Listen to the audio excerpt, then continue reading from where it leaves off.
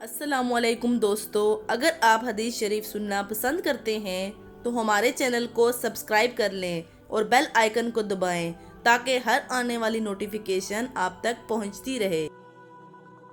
آج ہم منافق کے بارے میں تفصیل سے جانیں گے۔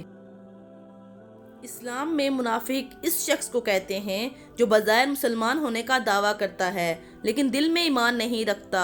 منافقین کی ظاہری حالت اور باطنی حالت میں تضاد ہوتا ہے۔ وہ ایمان اور کفر کے درمیان ایک ایسی حالت میں ہوتے ہیں جہاں وہ مسلمانوں کے ساتھ رہتے ہیں لیکن ان کے دل میں اسلام کے لیے خلوص اور سچائی نہیں ہوتی۔ قرآن مجید میں منافقین کی نشاندہی اور ان کی علامات واضح طور پر بیان کی گئی ہیں۔ ان کی بنیادی خصوصیات میں شامل ہیں: دوگلا پن: منافقین بظاہر ایمان کا دعویٰ کرتے ہیں لیکن دل میں کفر رکھتے ہیں۔ جھوٹ: وہ جھوٹ بولتے ہیں اور سچائی کو چھپاتے ہیں۔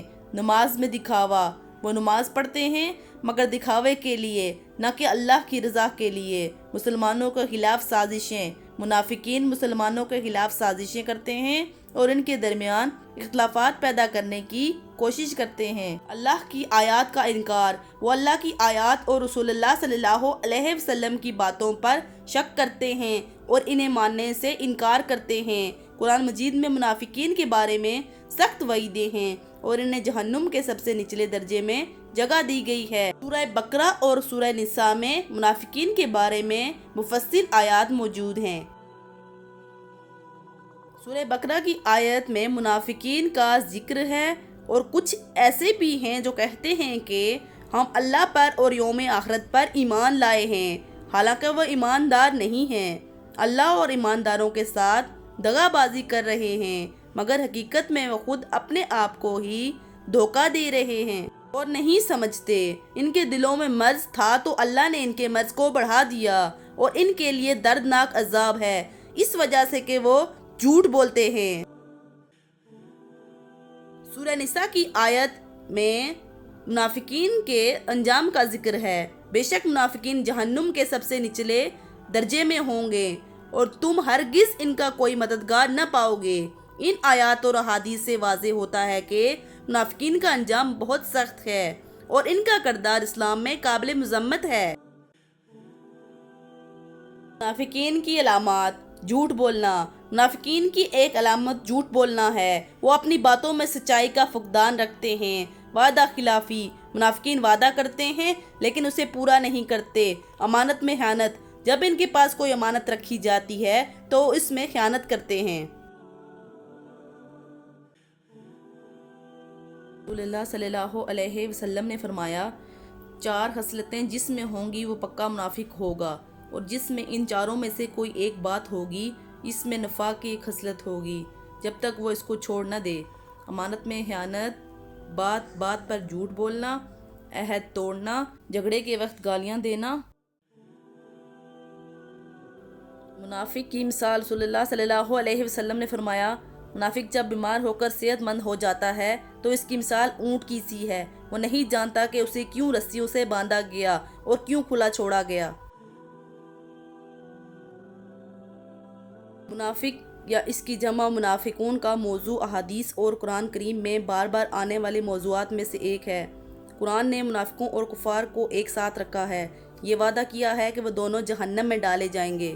منافق کون ہیں؟ ایک مشہور حدیث میں ہے کہ منافق کی 3 نشانیاں ہیں: خواہ وہ روزے رکھے اور نماز پڑھے اور مسلمان ہونے کا دعویٰ کرے، جب وہ بولتا ہے تو جھوٹ بولتا ہے، جب وہ وعدہ کرتا ہے تو اسے توڑ دیتا ہے، اور جب اس پر امانت رکھی جائے تو وہ خیانت کرتا ہے۔ ان چیزوں کو منافقت سمجھا جاتا ہے۔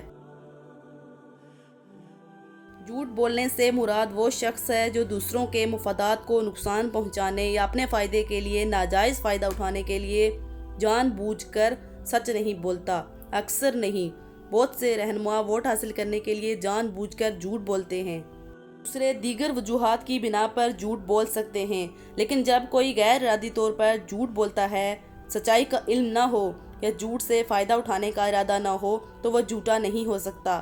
اسی طرح اگر کوئی کسی شخص کو خطرے سے بچانے کے لیے جھوٹ بولتا ہے تو وہ بالکل جھوٹ نہیں بول رہا ہوتا۔ لہٰذا جو چیز اہمیت رکھتی ہے وہ نیت ہے، نہ کہ خود عمل۔ منافق کی دوسری نشانی وعدہ خلافی ہے۔ ہم ہر روز بڑے اور جھوٹے ہر طرح کے وعدے کرتے ہیں ان کو پورا کرنے کی امید میں۔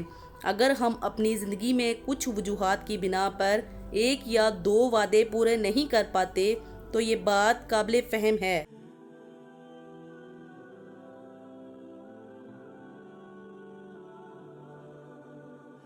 لیکن جو بات یقینی طور پر درست نہیں ہے وہ عادتاً وعدے کرنا اور پھر توڑنا ہے۔ مسلم عقیدہ در حقیقت اخلاقیات کا کوئی بھی نظام اس کی اجازت نہیں دیتا۔ ایک اور حدیث میں ہے کہ رسول اللہ صلی اللہ علیہ وسلم نے فرمایا، بے شک بدترین لوگوں میں وہ ہے جس کے دو چہرے ہوں، جو ان کے پاس ایک چہرہ لے کر آئے اور ان کے پاس دوسرا۔ دو چہروں سے مراد وہ شخص ہوتا ہے جو ذاتی فائدے کے لیے دوہرا کردار ادا کرتا ہے۔ قرآن منافقوں کا تذکرہ کرتے ہوئے کہتا ہے، اور جب وہ ایمان والوں سے ملتے ہیں تو کہتے ہیں ہم ایمان لائے۔